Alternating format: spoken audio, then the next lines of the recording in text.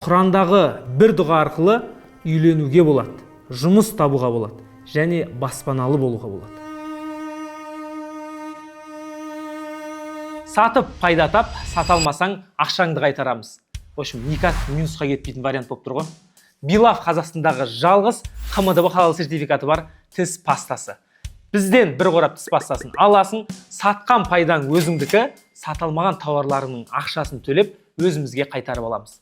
Артықшылықтары 100% халал, зиянды қоспасыз, өте тиімді баға. Заводтан тікелей келген бағамен аласыз. Қысқасы, бұл нұсқаға ешқандай отмазка айта алмайын деп тұрсың ғой. Сондықтан төмендегі нөмірге хабарласып, толық ақпарат алып бізбен серіктес бол. Олдыға Мұса алейхиссаламның мына оқиғасының ішінде айтылған: Мұса перғауынның үйінде өседі. Әсия анамыз оған тәрбие береді.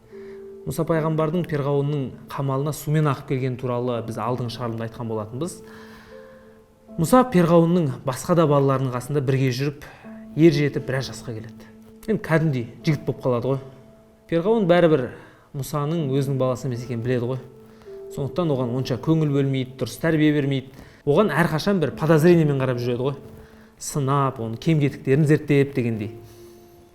Сөйтіп Мұса ер жетеді, физикалық жағынан да, барлық жағынан мықты, жетілген еркек болады. Ол уақытта өзі де Бәни Исраил қауымының адам екенін түсіне бастайды. Күндердің бір күні перғауынның қауымы мен Бәни Исраил қауымының екі адам ерегісіп қалады. Сөзге келіп, біраз жерге дейін кетіп қалады. Сөйтіп Бәни Исраил қауымының адамы: маған әділетсіздік жасап жатыр, зұлымдық жасап жатыр, келші деп Мұсаны шақырады ғой. Мұса алейхиссалам келіп мән-жайды қарайды. Шынында әділетсіздік жасап жүр екен. Сөйтіп перғауынның қауымының адамын нұқып жібереді ғой. Енді нұқығанда да Құранда бұл ситуацияны Мұса нұқып жіберген еді, ана адам өліп кетті дейді. Сонда бұл ситуациядан Мұсаның физикалық тұрғыдан қандай мықты болғанын, күші көп болғанын білеміз. Сөйтіп бұл әңгіме перғауынның өзіне жетеді. Перғауын тұрып: міне, Мұсаның кім екені анықталды. Барып ұстаңдар, оны жазалаймыз, оның өзін өлтіреміз дейді. Сөйтіп адамдар Мұсаны іздеуге кіріседі. Перғауынның қауымының ішінде бір Мұсаға жанашыр адам болады ғой. Сол Мұсаға: сені өлтіруге үкім берді, патша алып келсін деді, тезірек бұл мекеннен қаш дейді. Мұса алейхиссалам оған зұлымдық жасалайын деп жатқанын сезіп, патшалықтан қашып кетеді. Мұса айдалада біраз күн, біраз түн жүріп өтеді. Сөйтіп Мәдиян деген елді мекенге келеді. Қараса, сол елдің қауымы бір құдықтан су алып, малдарын суғарып жүр екен. Қарап тұрса, шет жағында екі қыз қысылып, ұялып, ыңғайсызданып тұр екен. Мұса алейхиссалам қарап тұрмай қыздардың жанына барып: сендерге қандай көмек керек, бәрі дұрыс па деп сұрайды. Сол кезде қыздар: негізі малдарға біздің әкеміз қарайтын еді. Қазір қартайып қалды.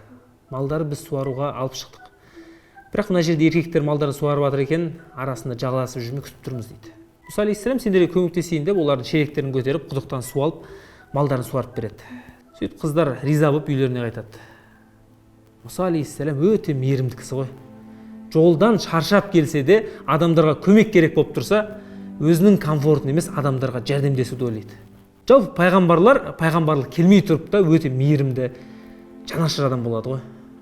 Қыздарға көмектесіп болған соң, шаршап кеп бір ағаштың көлеңкесіне отырады. Сөйтіп екі қолын жайып: я Раббым, маған қандай жақсылық берсең де, мен оған мұқтажым деп дұға етеді. Сол сәтте жаңағы екі қыздың біреуі кеп: әкем бізге көмектескен жайлы естіп, үйге шақырып жатыр дейді. Мұса алейхиссалам: жарайды, шақырған жерден қалма, шақырмаған жерге барма деп прям өйтіп айтпаған, бірақ енді шақырып жатса барайын деп орнынан тұрады ғой. Сол кезде қыз: сіз жүре беріңіз, мен сіздің артыңыздан жүріп отырамын дейді. Қараңызшы, әйел адам негізі еркектің шетінде емес, алдында емес, қасында емес, артында жүру керек екен. Сөйтіп еркекпен енді көп сөйлескенде әдепсіздік қой деп, тем более бөтен еркек, қай жаққа бұрылу керек, сол жаққа тас лақтырып отырамын дейді. Не деген тәрбиелі қыз деп Мұса алейхиссалам таңғалып қалады. Сөйтіп жүріп отырады. Қай жаққа бұрылу керек, сол жаққа тас лақтырып отырады. Сөйтіп үйге жетіп алады. Үйіндегі әкесі: қайдан келдің, не шаруамен жүрсің деп мән-жайды сұрайды. Мұса алейхиссалам Мысырда перғауынның зұлымдық жасап жатқанын, өзін құдайым деп жариялағанын, мені өлтіргісі кеп, мен одан құтылу үшін сапарға шығып кеттім деп бәрін түсіндіреді.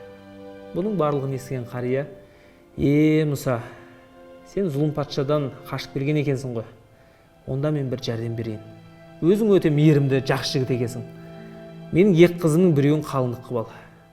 Және қалың мал ретінде менің малымды 8 жыл бағып бер, қаласаң 10 жылға толтыр, баспанаң да, тамағың да бәрі осы жерден, деп керемет ұсыныс білдіреді. Бұндайды күтпеген Мұса ұсынысты қабыл алады. Осылайша бір дұғадан кейін Мұса алейхиссаламның жағдайы күрт өзгереді. Үйленді, баспаналы болды, жұмыс тапты және тамағы, жататын жері бәрі нәсіп болды.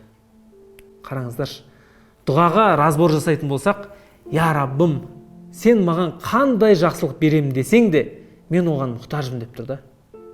Енді андай ситуацияда өзіңе бір жар тілеп отпайсың ғой. Бірақ Мұса алейхиссалам қандай жақсылық берем десең де, мен оған мұқтажмын деп Аллаға тапсырып тұр да. Алла Мұсаға не керек екенін Мұсаның өзінен де жақсы біледі. Сөйтіп, бүкіл жағдайын бір дұғадан кейін жасап берді. Екіншіден, Мұса алейхиссалам бірден дұға жасаған жоқ. Дұғаның алдында жақсылық жасады. Және жақсылықты бір қазір маған қайтарады ғой деп емес, Алланың разылығы үшін көмектесті. Артынан дұға қылды. Мүмкін ана жақсылығы Аллаға дұғасын тез апарған шығар.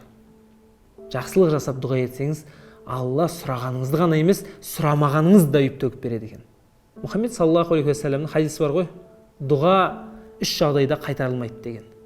Бірінші, ата-анасының баласына тілеген дұғасы. Екінші, сапардағы адамның дұғасы. Үшінші, зұлымдық көрген адамның дұғасы. Бұл үшеуін не байланыстырады екен десеңіз, мұқтаждық екен ғой. Ата-ана болған адамдар білет, негізі балаңа айтқан толық істете алмайсың ғой. Сен қалағандай болмайды бәрібір. Бала туылып біраз уақыттан соң билирубині көтеріліп сап-сары болып кетеді. Дұға қыласың: Я Рабб, мұнан кетірші деп. Бір кезде колики басылады, іші ауырып, түнмен жылап, оған дұға қыласың: Я Раббым, қолымнан түк келмей жатыр, көмектесші деп.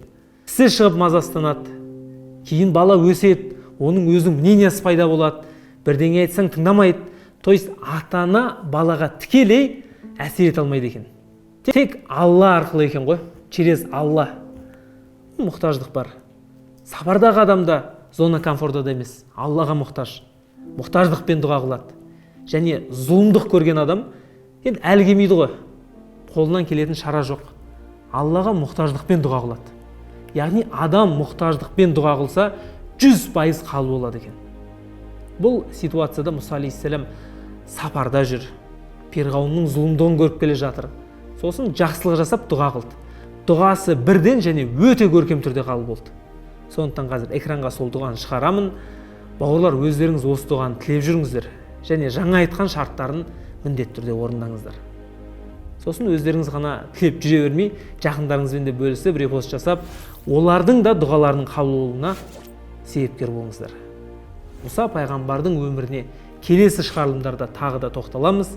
Алғашқылардың бірі болып көру үшін арнамызға тіркеліп, уведомление қосып қойыңыздар.